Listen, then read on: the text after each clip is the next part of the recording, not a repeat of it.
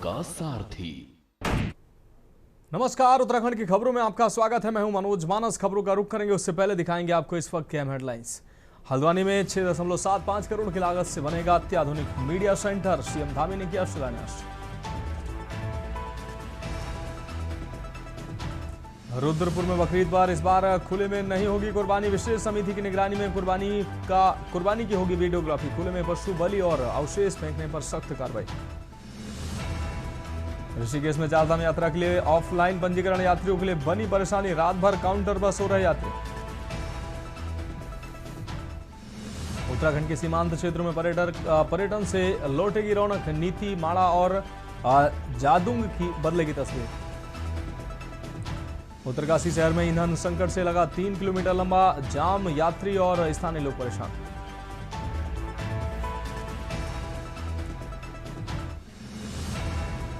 और उत्तराखंड में 2 दिन बाद फिर चढ़ा पारा। 40 के पार पहुंचा। इस हफ्ते पहाड़ों पर बारिश के आसार। आप देख रहे हैं के न्यूज, खबरों का सारथी। और अब खबरें विस्तार से। हम खबर देहरादून से है, जहां वन विभाग के मंथन सभागार में आपको बता दें वनाग्नि वर्ष 2026 को लेकर प्रेस वार्ता आयोजित की गई। इस दौरान वन मंत्री सुबोध उनियाल ने कहा कि बढ़ते तापमान, लंबे सूखे और अनियमित मानसून के कारण राज्य में वनाग्नि की घटनाओं में बढ़ोतरी हुई है। उन्होंने बताया कि टिहरी, चमोली, पौड़ी, रुद्रप्रयाग और पिथौरागढ़ में आग की अधिक घटनाएं सामने आई हैं। मंत्री ने कहा कि जन सहभागिता और जन जागरूकता से ही आग पर नियंत्रण संभव है। लोगों से अपील की गई है कि वे आग का वीडियो बनाने के बजाय उससे बुझाने में सहयोग करें। पिछले 10 वर्षों में हजारों घटनाओं में बड़े पैमाने पर वन क्षेत्र प्रभावित हुआ है और कई लोगों की जान गई है। वन मंत्री ने मीडिया से भी सहयोग की अपील करते हुए अफवाहों से बचने और लोगों को जागरूक करने पर जोर दिया। वनाग्नि की घटनाओं को कम करने का लगातार प्रयास कर रहा है और इसमें हमने 4-5 वर्षों में लगातार नवाचार किए, जिसमें जिलाधिकारी की अध्यक्षता में जिले में भी समिति बनी, जिससे डिजास्टर रिलीफ फंड से भी हम लोगों को पैसा मिलना प्रारंभ हुआ।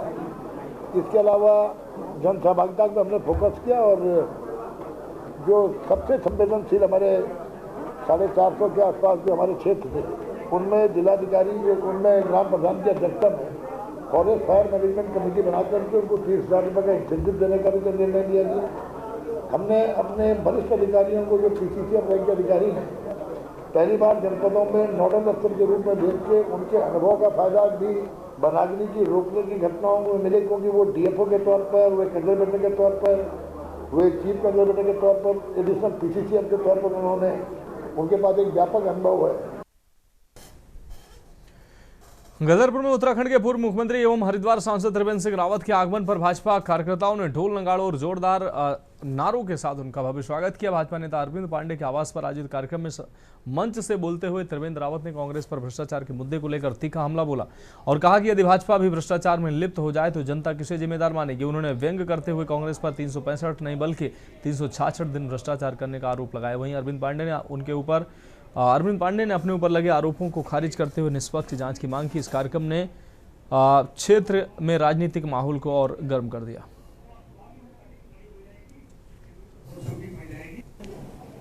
जो पत्रकारिता एक मजबूत स्तंभ,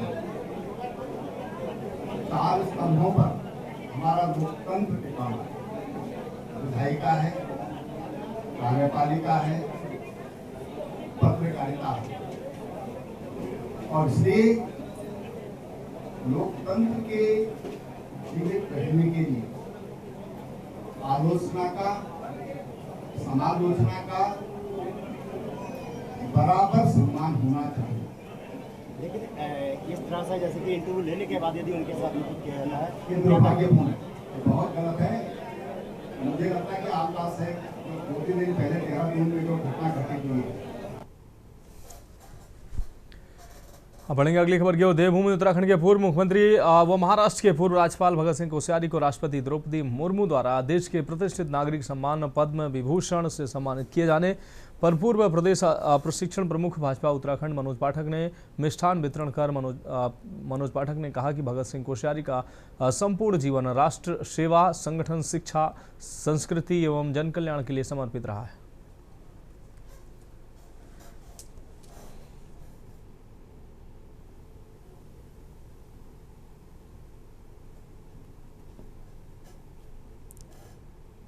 पूरे जीवन काल में जिस तरह से हमारे आदरणीय भगतदा यानी श्रीमान भगत सिंह कोश्यारी जी को महामहिम राष्ट्रपति जी के माध्यम से जो पद्म भूषण पुरस्कार प्राप्त हुआ, उनको मिला, हम सब उत्तराखंड निवासी बहुत गदगद हैं, बहुत प्रसन्न हैं। जिस तरह से उन्होंने समाज की और राजनीतिक सेवा की है और सफलतम राजनीतिक के रूप में पूरे हमारे उत्तराखंड के मुख्यमंत्री भी रहे और साथ ही महाराष्ट्र के महामहिम के रूप में और वर्तमान में भी जिस जिजीवासा के साथ समाज के बीच में संबद्ध होकर के वो काम कर रहे हैं, वो बहुत श्रेष्ठ हैं। हल्द्वानी के गोलाबार क्षेत्र स्थित विजयपुर गांव में ग्रामीणों ने जोरदार प्रदर्शन करते हुए पुल और सड़क निर्माण की मांग उठाई है। ग्रामीणों का आरोप है कि आज़ादी से पहले के इस राजस्व गांव का लंबे समय से सूखी नदी से घिरा होना बड़ी समस्या बना हुआ है, जहां बरसात के दौरान अचानक जलभराव से पूरे गांव का संपर्क कट जाता है और बच्चों की पढ़ाई तक प्रभावित होती है। ग्रामीणों ने बताया कि वर्षों से वे केवल पुल निर्माण की ही मांग कर रहे हैं, लेकिन अब तक कोई ठोस कार्रवाई नहीं हुई है। उन्होंने चेतावनी दी कि यदि एक सप्ताह के भीतर सकारात्मक जवाब नहीं मिला तो पूरे गांव के साथ अनिश्चितकालीन हड़ताल शुरू करेंगे। हमारा जो गांव है वो आजादी से पहले का बसा हुआ गांव है और 1927 की वहां पर फॉरेस्ट्री की चौकी है। जो हमारी गंभीर समस्या है सूखी नदी पर पुल की मांग हम आए दिन हर सरकार से करते आए हुए हैं और इस समय भी हमने डबल इंजन सरकार से भी काफी समय से हमने मांग की है और मैं स्वयं इस मामले में 3 बार माननीय हमारे मुख्यमंत्री जी से मैं मिल चुका हूं। उनका भी यही कहना है कि मुझे इस बारे में मेरे को अभी कुछ जानकारी प्राप्त नहीं है। मैं अपने आला अधिकारियों से इस पर संपर्क बनाऊंगा, तभी आपको जानकारी दे पाऊंगा। जहाँ पुल के लिए लोग इतना परेशान है, पुल नहीं है और तेज बहाव आता है, गोले में पानी आता है, नदी में इतना गहरा पानी आता है कि बच्चे पार नहीं कर पाते। बच्चे, बुजुर्ग, बड़े, कोई अगर दुख तकलीफ हो जाए उन्हें तो आ नहीं सकते, वहीं अपना दम तोड़ देते हैं। कितनी तो ऐसी भी समस्याएं देखी है हमने वहाँ पे, बहुत बड़ी परेशानी और किसानों को इतना दुख का सामना करना पड़ता है। ऐसे खेती करते हैं मजदूर किसान भाई हमारे, खेती करते हैं, अपना राशन ला नहीं पाते, ना ले जा पाते हैं। जो गरीब युवाएं हैं वो राशन लेने के लिए अगर जाएं तो वो वापस नहीं आ पाते। इतनी नदियां आती, बरसात ऐसे अचानक से आ जाती है। डोईवाला में फरवादून बार एसोसिएशन के नवनिर्वाचित पदाधिकारियों का शपथ ग्रहण समारोह आयोजित किया गया। समारोह में डोईवाला विधायक ब्रजभूषण, गैरोला नगर पालिका अध्यक्ष नरेंद्र सिंह नेगी और ब्लॉक प्रमुख गौरव सिंह ने शिरकत कर नवनिर्वाचित अध्यक्ष फूल सिंह वर्मा, सचिव मनोहर सैनी सहित सभी पदाधिकारियों को शुभकामनाएं दी हैं। इस दौरान सभी पदाधिकारियों ने पद एवं गोपनीयता की शपथ ली है और उन्हें प्रमाण पत्र व माला पहनाकर सम्मानित भी किया गया है। कार्यक्रम में अधिवक्ताओं ने स्थायी तहसीलदार की नियुक्ति और चैम्बर निर्माण की मांग उठाई। फरवादून बार एसोसिएशन का आज यहाँ पर जो नवनिर्वाचित पदाधिकारी हैं उनको मैं बहुत बधाई शुभकामनाएं देता हूँ। आज ये शपथ ग्रहण समारोह था और यहाँ पर कुछ उन्होंने मांग पत्र भी इन्होंने मेरे सामने रखा है, उस पर भी हम बहुत जल्दी इस पर अमल करेंगे। और अभी मैंने इनके 10 लाख रुपये भी हमने स्वीकृत किया है और उस पर भी जो ये आधा अधूरा जो यहाँ पे हम सब लोग यहाँ बैठे हैं बार एसोसिएशन का हुआ है के लिए जो अधूरा काम छूटा हुआ है उसके लिए भी इस पर जो 10 लाख रुपए मैंने दिया है उसको मैंने उस पर ये काम इसको पूर्ण करेंगे। इसके अलावा भी जो अन्य इनकी मांगे हैं सब रजिस्ट्रार कार्यालय के हमने पद सृजित कर दिए हैं, उसके लिए भी हम बहुत जल्दी इनके लिए कमरों की व्यवस्था है वो भी हो जाएगा। साथ में हमारे ये अपना जो तहसीलदार का जो परमानेंट तहसीलदार का जो नियुक्ति का है उसका भी हम लोग यहाँ पर उसके लिए प्रयास करें। नवनिर्वाचित कार्यकारिणी है उसका शपथ ग्रहण समारोह था जिसमें मुख्य अतिथि के रूप में क्षेत्रीय विधायक आदरणीय श्री ब्रजभूषण गैरोला जी, विशिष्ट अतिथि के रूप में चेयरमैन नगर पालिका श्री नरेंद्र सिंह नेगी जी और हमारे ब्लॉक प्रमुख महोदय गौरव सिंह जी उपस्थित हुए थे। हमारी 3 सदस्यों की चुनाव संचालन समिति जिसमें अध्यक्ष श्री सुशील वर्मा जी, सुमित थपलियाल जी और मेहताब आलम जी थे, उनके द्वारा आज शपथ ग्रहण का समारोह कराया गया जो कि बहुत शानदार तरीके से संपन्न हुआ है। विधायक जी से आपने मुलाकात की, ज्ञापन भी दिया है, आपने कुछ समस्याएं गिनाई? विधायक जी से हमारी जो अधिवक्ताओं की मूलभूत मांगे थी, क्योंकि बहुत लंबे समय से यहाँ पर जो नियमित रूप से तहसीलदार होना चाहिए था वो नहीं है, जिसके कारण सप्ताह में केवल 2 दिन यहाँ पर कार्य तहसीलदार द्वारा किया जा रहा है। अगली खबर विकासनगर से, जहां तपती गर्मी में इंसानों के साथ साथ वन्य जीव भी भारी परेशानी झेल रहे हैं। पछवादून क्षेत्र में समाज सेवियों ने वन विभाग के सहयोग से बेजुबानों के नाम नामक एक मुहिम शुरू की है, जिसके तहत जंगलों में सूख चुके प्राकृतिक जल स्रोतों को टैंकरों से भरा जा रहा है और कृत्रिम तालाब बनाकर पानी की व्यवस्था की जा रही है। विकासनगर क्षेत्र की चौहड़पुर और टिमली रेंज में चीतल, सांभर, हिरण, नीलगाय और हाथी जैसे वन्य जीव बड़ी संख्या में पाए जाते हैं, जिन्हें गर्मी के मौसम में पानी के लिए भटकना पड़ता है। वन विभाग के अधिकारी पंकज ध्यानी के अनुसार प्राकृतिक जल स्रोतों के साथ साथ पाइप और कृत्रिम तालाबों के जरिए पानी की उपलब्धता सुनिश्चित की जा रही है और भविष्य में इस अभियान को और विस्तार देने की योजना है।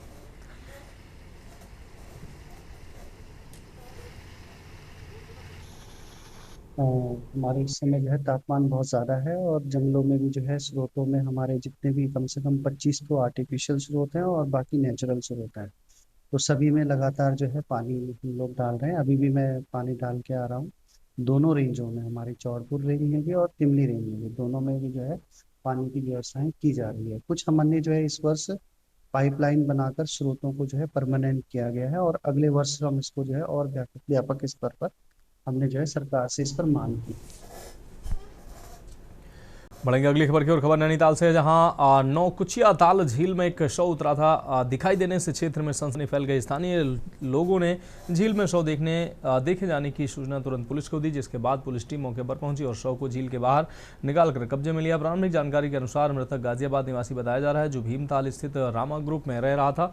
घटना के बाद मौके पर स्थानीय लोगों की भीड़ जमा हो गई। पुलिस ने मामले की जाँच शुरू कर दी और कहा है कि पोस्टमार्टम रिपोर्ट आने के बाद ही मौत के कारणों का खुलासा हो सकेगा। देखिए, यहाँ पे एक दुखद घटना हुई है।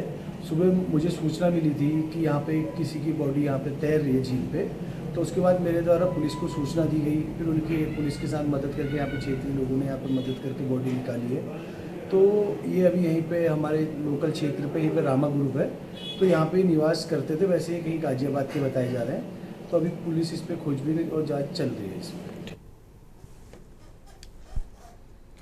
अब बढ़ेंगे अगली खबर की ओर। डोईवाला विधानसभा क्षेत्र के दूरस्थ पहाड़ी गांव गडूल के आपको बता दें इठारना में प्रधानमंत्री ग्राम सड़क योजना के तहत बन रही करीब 9 किलोमीटर सड़क का निर्माण 3 साल से अधूरा पड़ा है। ग्रामीणों का कहना है कि धीमी गति से चल रहे कार्य के कारण रोजमर्रा की आवाजाही प्रभावित हो रही है और मानसून में स्थिति और खराब होने की आशंका है। इस मामले को लेकर बीडीसी सदस्य रविंद्र रावत और ब्लॉक प्रमुख गौरव सिंह ने निर्माण कार्य में तेजी लाने की मांग की है। ग्रामीणों ने प्रशासन से मानसून के पहले सड़क निर्माण पूरा करने की अपील की है और चेतावनी दी है कि यदि जल्द काम शुरू नहीं हुआ तो आंदोलन करने को मजबूर होंगे।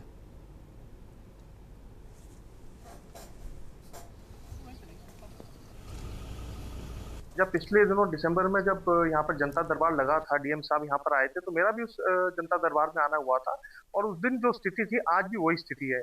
जबकि डीएम साहब जिस दिन आए थे यहाँ पे ग्रामीणों ने शिकायत की थी कि ये ठेकेदार काम जो है तरीके से नहीं कर रहा है और काफी सारी इसकी अन्य मतलब जो काम की जो क्वालिटी है वो भी बहुत खराब है और उसके बाद भी कोई फर्क नहीं पड़ा। और अभी मेरी पीएमजीएसवाई के अधिकारियों से बात हुई है। मैंने बोला एक तो इस पर कार्रवाई होनी चाहिए जो अब तक नहीं हुई है, जबकि उस दिन इन्होंने बोला था कार्रवाई करेंगे। और दूसरा, इसमें इन्होंने जो सिंचाई की नहरें थी जो खेतों की सिंचाई के लिए जाती थी वो क्षतिग्रस्त इनकी वजह से हुई है, वो अब तक चालू नहीं हो पाई। पानी की लाइनें क्षतिग्रस्त है। जब यहाँ पे दरबार लगा था तो हमने एक एप्लीकेशन दी थी, तो उस पर ये बोला गया था कि हमने ठेकेदार को टर्मिनेट कर दिया, जबकि ठेकेदार वही काम कर रहा है। हमने इसकी गुणवत्ता पे सवाल उठाए थे, उस पर कोई कार्रवाई नहीं हुई। वही रोडी वही पत्थर ही का कच्चा पत्थर काट के उन्होंने ही डाला है। अब इन्होंने ये कटिंग कर दी गाँव के आसपास घरों के नीचे। इसमें ना तो कोई प्रोटेक्शन दिया है, बरसात सर पे खड़ी है। पूरी एक पुल हमारा बह चुका है पीछे, आपने देखा होगा, उस पर भी कोई कार्रवाई भी नहीं हुई है। बरसात में इसकी कनेक्टिविटी कैसे होगी? ये है 9 किलोमीटर। किस विभाग? पीएमजीएसवाई के पास है। क्या दिक्कत है, क्या परेशानी? हमारे रोड नहीं बन रही, पोल है ऊपर, नीचे वो रास्ता है, खड़ी कटिंग कर दी। अब वो पोल नीचे आएंगे, जब बरसात होगी तो सड़क टूट जाएगी, दिक्कत होगी। बरसात आने वाली है। हाँ जी, दिक्कत है बहुत। कैसे हम गाय भैंस ले जाएंगे, कैसे हम ऊपर नीचे जाएंगे? ये सारा पानी आता है, रोड बना दो, पुस्ते फास्ते लगा दो, नाली बना दो पीछे से। हमारा तो बरसात के टाइम में यहाँ नीचे पानी आता है अपने कमरे में। देखो कितनी दरारें पड़ रखी है, देखने की बात है वो तो सब देख सकते हैं। हम तो यही बोलते हैं कि भाई करो इस बरसात में जल्दी। बढ़ेंगे अगली खबर की ओर। सितारगंज कोतवाली में आगामी ईद के त्यौहार को शांतिपूर्ण तरीके से संपन्न कराने को लेकर पीस कमेटी की बैठक आयोजित की गई है। बैठक की अध्यक्षता पुलिस क्षेत्राधिकारी भूपेंद्र सिंह धोनी ने की है, जिसमें विभिन्न धर्मों के जनप्रतिनिधियों और गणमान्य लोगों ने हिस्सा लिया है। बैठक में मुस्लिम समाज के लोगों ने बिजली, पानी और साफ सफाई से जुड़ी समस्याएं उठाई हैं, जिस पर संबंधित विभागों ने व्यवस्थाएं दुरुस्त करने का आश्वासन दिया। इस दौरान जामा मस्जिद के इमाम, मुकीम राजा और पुलिस अधिकारियों ने ईद को शांतिपूर्ण और सौहार्दपूर्ण माहौल में मनाने की अपील की है। बैठक में नगर पालिका, बिजली विभाग, जल संस्थान और राजस्व विभाग के अधिकारी मौजूद रहे। यहाँ चंद बिंदुओं पर ईद के मौके पर बात की गई। उनमें से पहला नमाज का टाइम बताया गया कि हमारी ईदगाह का जो समय रहेगा वो सुबह 7 बजे से शुरू होकर 10 बजे तक समाप्त रहेगा। दूसरी बात यहाँ पर जो बात की गई, क्योंकि गर्मी का मौसम है तो पानी, लाइट, सफाई सुथराई, इन तमाम चीज़ों का विशेष तरीके से ख्याल करने की अपील की गई। और हम सब, क्योंकि ये त्यौहार है और त्यौहार तभी बनता है जब एक दूसरे का मान सम्मान, प्यार, मोहब्बत से सबको नवाजा जाता है। हमारा ईद वो त्यौहार है कि जिसमें एक दूसरे को सीने से लगाकर, गले लगाकर यहाँ हमारे हिंदुस्तान की जो गंगा जमुना तहजीब है उसको बरकरार रखा जाता है। जब मैं यहाँ कोतवाल होता था 12, 13, 14 में, तब भी मैं यही बात कहता था और अब भी यही बात कह रहा हूँ। एक मिलने का बहाना होता है। कम से कम सितारगंज में जो पीस कमेटी की मीटिंग होती है, सारी बातें बिना कहे यहाँ के लोग समझ जाते हैं। और निर्देश की अगर बात कहेंगे तो निर्देशित जो किया है और जो आग्रह किया है, हर बार की तरह खुले में कुर्बानी ना हो, पूर्व से निर्धारित जगह है वो वहीं हो, कोई नई परंपरा का निर्माण ना हो। फिलहाल खबरों में वक्त है एक अहम ब्रेक का, जल्द हाजिर होंगे। ब्रेक के बाद उत्तराखंड की खबरों में एक बार फिर से आपका स्वागत है। अगली खबर हल्द्वानी से, जहां बढ़ती गर्मी और पर्यटन सीजन के मद्देनजर शहर में मिलावटखोरों और असुरक्षित खान पान बेचने वालों के खिलाफ खाद्य सुरक्षा विभाग ने कमर कस ली है। डीएम के निर्देश पर कार्रवाई करते हुए खाद्य सुरक्षा विभाग की टीम ने हल्द्वानी के कई बड़े रेस्टोरेंट से लेकर सड़क किनारे ठेलों, खोंचों और खाद्य पदार्थ बेचने वालों के यहाँ औचक छापेमारी के इस ताबड़तोड़ चेकिंग अभियान से पूरे बाजार में हड़कंप मच गया है। टीम ने आधा दर्जन से अधिक नामी रेस्टोरेंट और दुकानों से खाद्य पदार्थों के सैंपल्स लेकर जांच के लिए राजकीय खाद्य प्रयोगशाला रुद्रपुर भेजा है। जिला खाद्य सुरक्षा अधिकारी अजब सिंह रावत ने बताया कि पर्यटन सीजन और भीषण गर्मी को देखते हुए ये विशेष अभियान चलाया गया।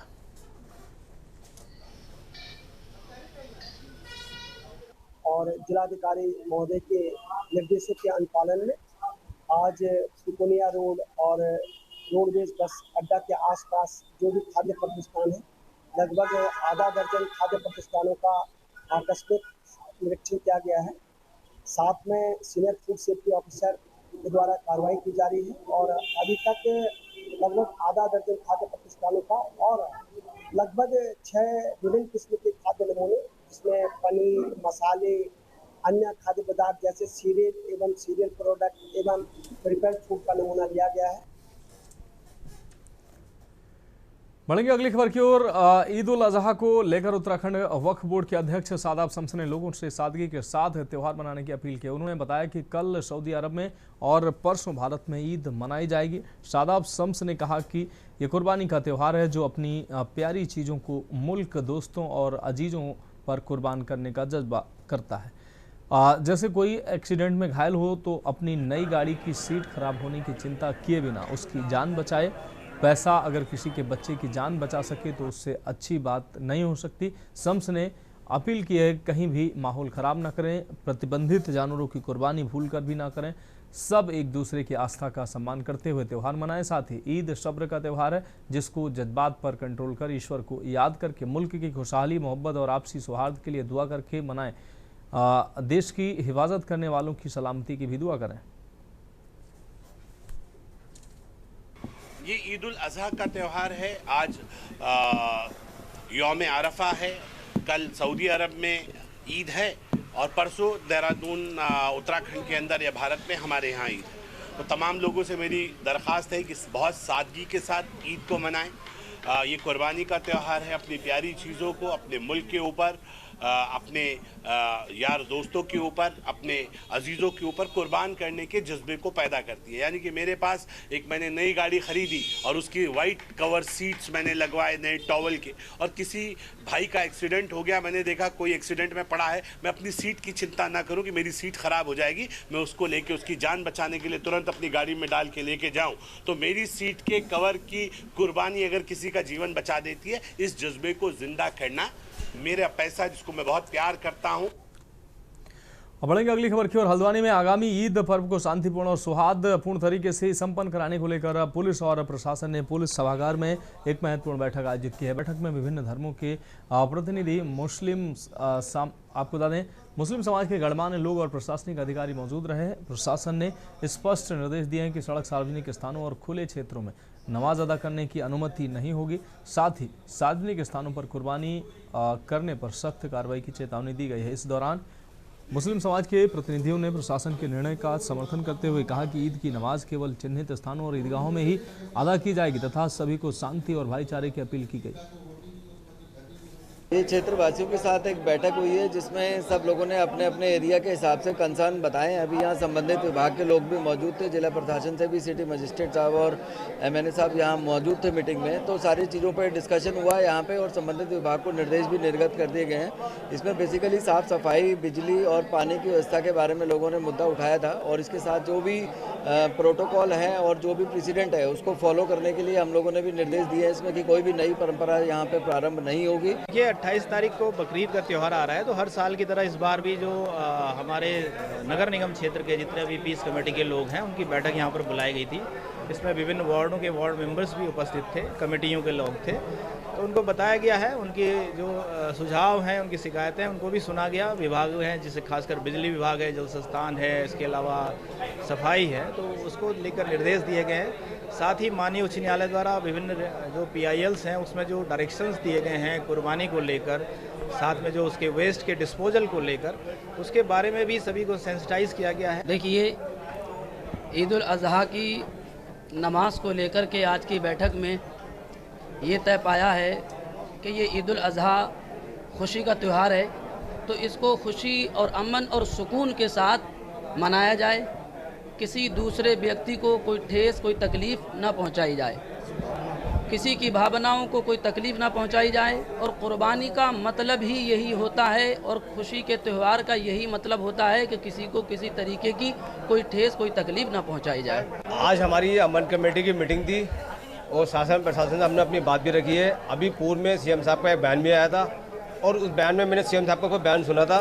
CM साहब ने भी ये कहा था जहाँ वो चिन्हित जगह है उसी जगह पे नमाज पढ़ें, कोई नई परंपरा वैसे कोई लागू हम कर ही नहीं रहे, क्योंकि हमारे शहर में एक छोटी सी ईदगाह है, ईदगाह बहुत छोटी है, उसके कारण थोड़े बहुत रोड पर लोग नमाज़ पढ़ लेते हैं और बाकी हमारे वहाँ 40 से 45 मस्जिद हैं, बाकी सब लोग मस्जिदों में नमाज़ पढ़ते हैं। ये खाली धर्म की बात है कि लोग मुसलमान रोड पर नमाज़ पढ़ता।